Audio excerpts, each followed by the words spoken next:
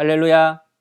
오늘도 하나님과 동행함으로 형통의 삶을 만들어 가시는 우리 성도님 되시길 축복하면서 12월 9일 수요일 하루 30분 예배를 하나님 앞에 드리도록 하겠습니다.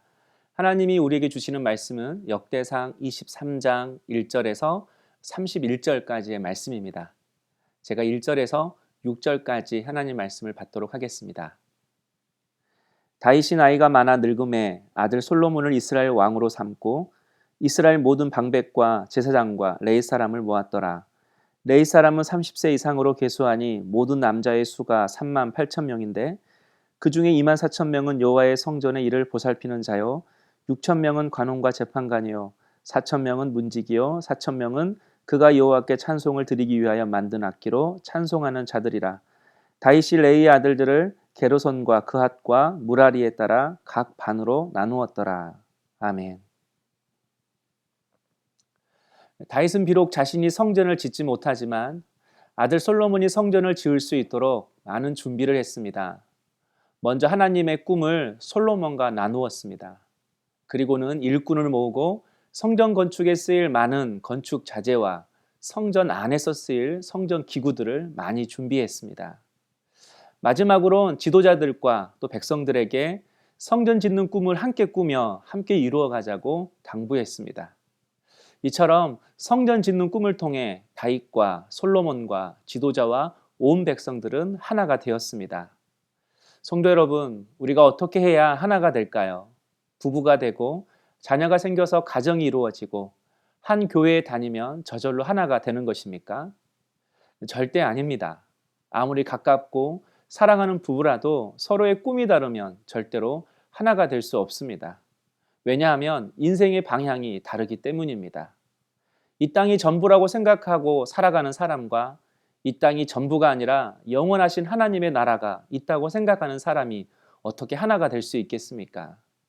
똑같이 예수를 믿어도 복받고 만사형통하는 것이 목적인 사람과 어떤 상황 속에서도 하나님의 뜻이 옳다며 주어진 환경을 탓하지 않고 믿음으로 살아내려 하는 사람과 어떻게 하나가 될 수 있겠습니까? 특별히 교회는 더더욱 그렇습니다. 지나온 삶과 기질과 이제까지 해온 신앙의 색깔이 다 다른데, 그리고 저마다 다 마음속에 과거의 상처가 있는데 어떻게 하나가 될 수 있습니까? 그러나 방법이 있습니다. 하나님의 꿈을 꾸는 것입니다. 내가 원하고 바라는 꿈이 아니라 하나님이 주시는 꿈을 꾸는 것입니다. 그 꿈을 꿀 때, 그 꿈을 함께 붙잡을 때 우리는 하나가 될 수 있습니다. 먼저 오늘 본문을 통하여 우리가 붙들어야 할 하나님의 꿈은 우리 한 사람 한 사람이 예배자로 서는 꿈입니다. 1절에 다윗이 나이가 많아 늙음에라고 말씀합니다. 다윗은 그의 말년을 성전 건축을 준비하는 데 집중했습니다. 그런데 마지막 순간 그가 점검했던 것이 있습니다. 바로 레위 자손의 직무입니다. 다윗은 예전부터 그리고 지금 이 순간에도 레위의 직무를 가장 중요하게 생각했습니다. 그의 통치 기간에도 레위 자손을 통하여 철저하게 그리고 성실하게 하나님을 섬기도록 했습니다. 그런 그가 마지막 순간에도 점검한 것이 바로 레위 자손의 직무였습니다. 먼저 레위 자손의 수를 다시 한번 계수했습니다. 수를 세어보니 모두 3만 8천 명이었다고 합니다. 그 다음은 성전을 돌보는 일에, 그리고 성전 문을 지키는 일에, 그리고 찬송하는 일에 각각 레위 자손을 세우고 그들의 사역을 다시 한번 점검했습니다. 혹시나 성전 짓는 일에 집중하다가 온전히 하나님을 예배하는 일에 소홀히 될까봐 다윗은 다시 한번 예배를 살핀 것입니다. 한마디로 지금 나는 예배를 잘 드리고 있는가? 내 가정은 예배를 잘 드리고 있는가? 내 백성, 내 나라는 지금 예배를 잘 드리고 있는가? 예배를 점검한 것입니다. 성도 여러분, 우리도 항상 점검해야 할 것이 있습니다. 바로 예배입니다. 목사라고 해도 반드시 점검하고 또 점검해야 할 것이 있다면 바로 예배입니다. 그런 의미에서 예배는 하나님을 만나는 시간입니다. 그리고 우리의 신앙생활은 내가 만난 하나님을 드러내고 사는 것입니다. 어떤 이는 거룩하신 하나님을 만납니다. 거룩하신 하나님을 만난 자가 어떻게 죄 가운데 머물며 어떻게 그 입에서 욕이 나오고 거만한 행동들이 나오겠습니까?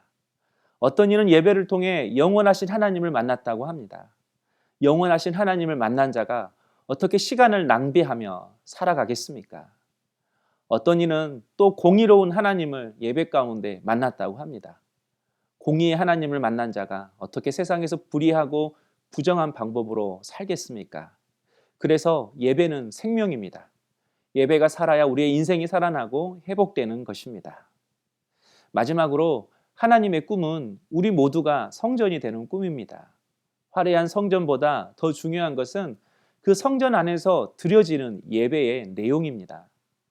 월요일에는 성전은 말씀이 있는 곳이라고 했습니다. 그런데 오늘 30절 말씀에 이렇게 이야기합니다. 아침과 저녁마다 서서 여호와께 감사하고 찬송하며.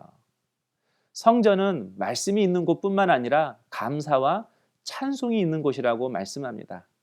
만약 여러분이 성전이라면, 여러분이 성전되는 그런 삶을 살고 있다면 지금 여러분의 삶 속에 감사와 찬송이 있으십니까? 물론 감사할 일, 찬송할 일이 있어야 우리는 감사할 수 있고 찬송할 수 있습니다. 그러나 30절을 다시 보면 아침과 저녁마다 이렇게 기록하고 있습니다. 매일매일 정해진 대로 정해진 시간에 찬송하고 감사했다는 겁니다. 그래요, 이유가 있어야 감사할 수 있지만 감사하기로, 찬송하기로 결정하면 그렇게 할 수 있습니다. 감사와 찬양하기로 결정한 사람은 무슨 일이 생길 때 미리 속단하지 않고 어떻게 감사할까? 어떤 찬송으로 이 상황을 이겨낼까? 그렇게 생각하고 행동합니다. 그래서 믿음은 결단입니다. 결단이 있어야 신앙은 성숙합니다. 감사하기로 결정하고, 찬송하기로 결정하고, 웃기로 결정하고, 먼저 인사하기로 결정하고, 먼저 손해보기로 결정하는 것입니다. 결정하면 그 다음에 내가 해야 할 행동은 너무나 분명한 것입니다. 오늘은 우리 모두가 이 찬양을 함께 불러봤으면 좋겠습니다. 주님 뜻대로 살기로 했네, 뒤돌아서지 않겠네. 한번 적용해 보실까요? 지금 여러분은 예배를 잘 드리고 있습니까? 여러분의 가정은 예배가 살아나고 있습니까? 주님의 뜻대로 살기 위해 지금 결단해야 할 것이 있다면 그것은 무엇입니까? 기도하겠습니다. 사랑의 주님, 항상 하나님의 꿈을 꾸고 그 꿈을 붙잡고 살아가는 저희들 되게 하여 주시옵소서. 그리고 그 꿈이 하나님 앞에 예배자로 서는 저희들의 모습이 되게 해 주시옵소서. 거룩하신 하나님, 영원하신 하나님, 능력의 하나님을 예배 가운데 만남으로 내 삶 가운데 거룩을 드러내고 하나님의 사랑을 드러내고 하나님의 능력을 힘입어 꿈을 이루어가는 우리 모든 성도님들 되게 하여 주시옵소서. 오늘 우리의 삶 가운데에 하나님을 향한 믿음의 결단이 있기를 원합니다. 주님의 뜻대로 살기로 했네, 뒤돌아서지 않겠네. 이 찬양의 고백처럼 오늘 또 뒤돌아서지 않고 주님만 바라보며 주님의 뜻대로 살아가는 저희들이 되게 하여 주시옵소서. 예수님의 이름으로 기도하옵나이다. 아멘.